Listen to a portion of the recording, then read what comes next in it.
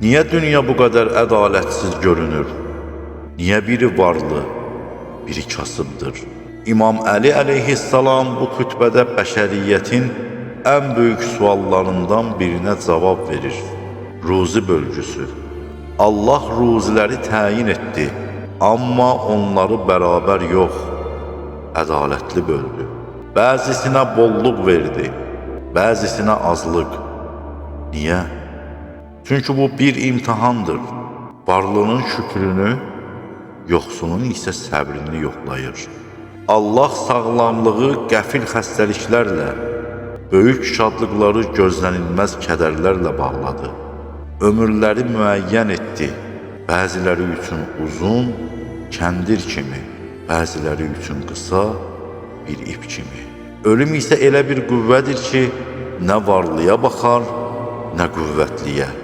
O, ömürlərin düğünlərini bir anda kəsib atar. Sənə verilən ruzi sənin üstünlüyün deyil, məsuliyyətindir. Səndən alınanlar isə sənin bədbəxtliyin deyil, təmizlənməyindir. Unutma, bu dünyada hər şey müvəqqətidir.